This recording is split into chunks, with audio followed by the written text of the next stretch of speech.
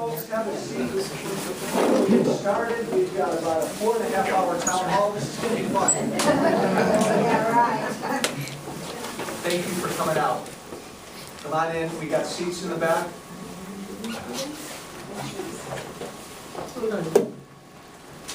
I got like 30 people pointing at me. Yeah. No, I know. Yeah, thank you. Let us begin, as we begin all of our town halls, with a pledge. If you can join me to stand. Young man, young lady, please read that. I pledge Allegiance to the flag of the United States of America and to the republic for which it stands, one nation, under God, indivisible, with liberty and justice for all.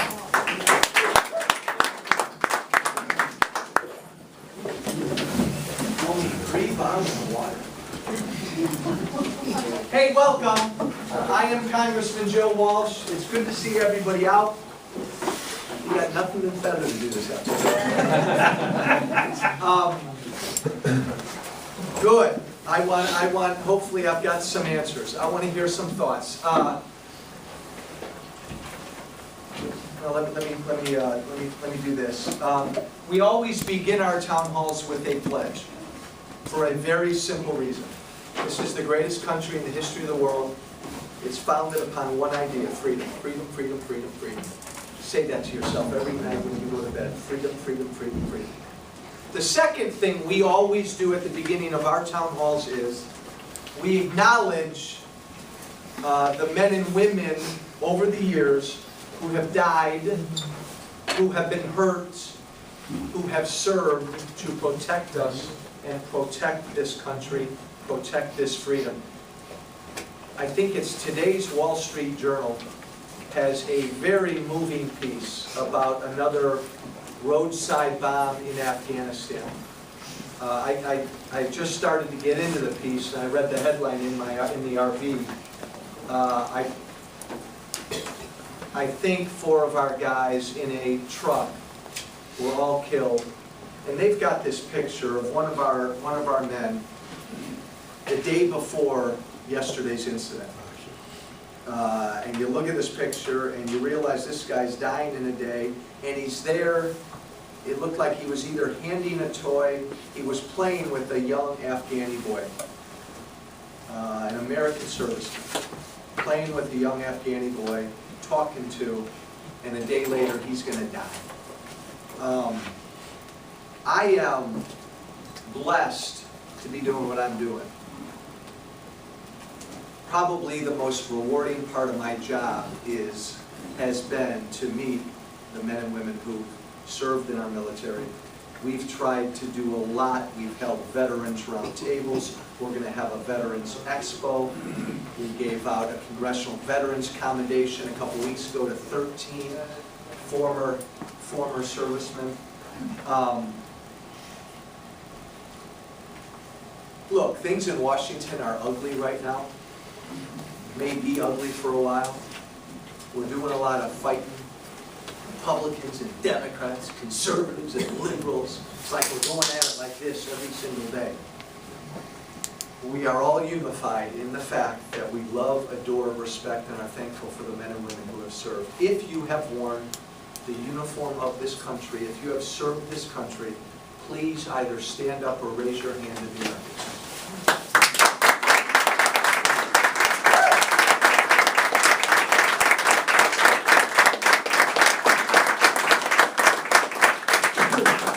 Thank you. Thank you. We're going to get started. Look, I made a pledge. Many of you know, many of you don't know. I made a pledge when I got elected 2 years ago. There would be no more accessible member of Congress than Joe Walsh. Nobody in this district would ever have a problem getting in front of and talking to Joe Walsh. I had grown so sick of politicians, Republican and Democrat, who got themselves elected, started to treat themselves like kings and queens, And maybe once or twice a year they do something like this. Maybe they grace us with their presence every now and then. Both parties do it. And then we just kept sending them back. They'd stay there forever, make a lot of money, feel like they're really important, and we never really hear from them. We're past that point. We're done with that. That's not the kind of representative we're going to have anymore. And that's part of the reason why I ran. It's part of what I wanted to do since I got elected, is to show everybody that a regular Joe like me can get elected, and he's going to say some things before he gets elected, and he's going to do everything he said he's going to do. And one thing I said I was going to do before I got elected, I said, you are going to grow sick of this face, because you are going to see a lot of me. I am going to do more town halls than any member of Congress. Period. That's my goal. I think it's the most important thing I do besides vote. You see, we've kind of flipped. Think about it. We've flipped the whole deal in Washington, haven't we? They think, too many of them think you work for them. They really do. Too many of them in Washington think it's their money, not yours. But I know too many of them, Republican and Democrat, they think you work for them. Oh my God, that's the exact opposite of what it should be. We work for you. Which is why I do this. So I come home every weekend and do hundreds of these. Whether you like me or you can't stand me, you have an opportunity to tell me so, respectfully. But you have that opportunity. You are my employer, whether you voted for me or not. You will decide, even though redistricting's created a whole new district, so what? Still, you will decide as my employers whether I come back or whether you send Tammy Duckworth to Washington. This is my job. And if I don't have, and I'll tell you something, folks, a lot of politicians are this way. We saw it 2 years ago before the Obamacare vote and after. Melissa Bean made the Obamacare vote, and she never came back home. Scared to death. Too many of them are like that.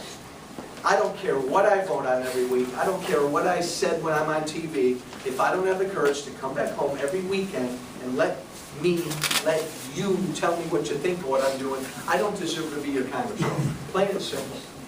Plain and simple. Look, I had a debate with Tammy Duckworth on TV last night in some comfortable little TV studio. Ugh, I don't want to do that again. I've asked Tammy Duckworth since she won the primary, I've said debate me, but please come get in front of real voters with me. Nothing against the media. There were two really nice guys last night. I don't care what they think. I want to hear what you think, and I want Tammy Duckworth to find out what you think. We are going to continue to challenge her every week of this campaign to directly get in front of voters. No voter in this country should vote for any candidate for any office that doesn't have the courage and or the decency to get in front of you and let you tell us what's on your mind and face any question you want to ask. That's why I do this. And again, we've invited Tammy to this town hall. We're going to invite her to every town hall we have, and we're going to continue to invite her to debates in front of voters. No media. No staff in between us. Just you, or maybe not you, just you and me directly. Now, politicians don't like to do this because it scares us. Look around you, folks. There are 30-some cameras right now recording every single word Joe Walsh is going to say. Do you think they're all friends? No. Good God, no. And so every single word that Joe Walsh says is going to be spliced and diced and edited, and they're going to try to make me out to be some crazy man. And that scares politicians. But you know what? Welcome. It doesn't matter to me.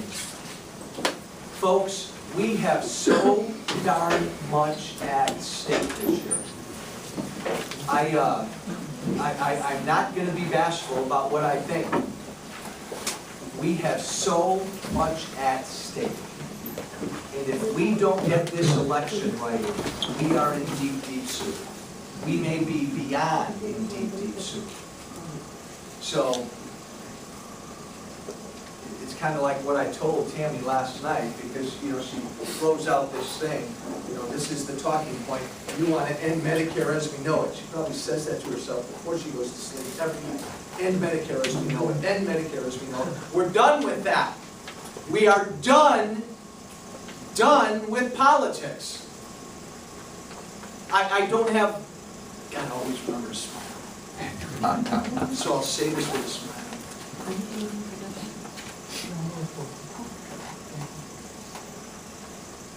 We are not $16 trillion in debt. It's worse than that.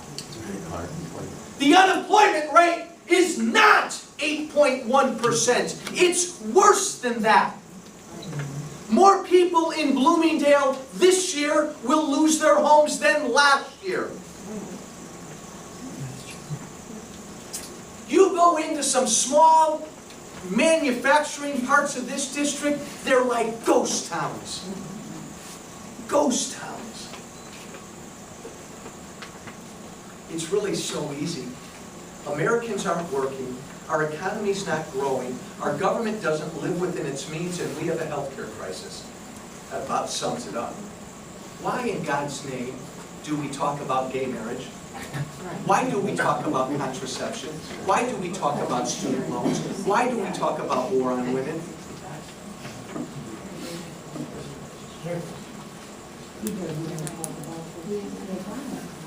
Sleight of hand. We need to get the country working. We need to get this economy growing.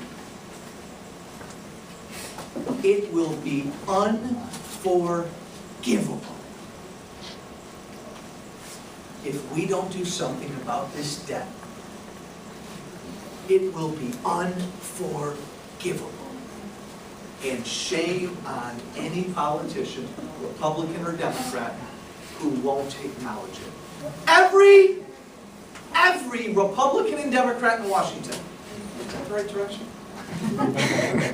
Every Republican and Democrat in Washington. In fact, here's how come I know every Republican and Democrat in Washington knows this. Because a businessman who I met with in Washington last week had a meeting with a certain Democrat senator from Illinois, I won't give you his name, earlier that day, and that certain Democrat senator from Illinois privately told this businessman, oh my gosh, Medicare, we have 10,000 baby boomers retiring a day. It's not sustainable, he said privately. They won't say that publicly. Every Republican and Democrat in Illinois knows that if we don't do something about Medicare, let me be as clear as I can be, it'll be gone in 10 years. It'll be gone. And that may not be that long. It'll be gone. So when any candidate for office says, I'm not going to do anything about it, those guys want to end it as we know it, they're lying. When Tammy Duckworth says Republicans want to end Medicare as we know it, she's lying. To not do anything about it is ending it as we know it.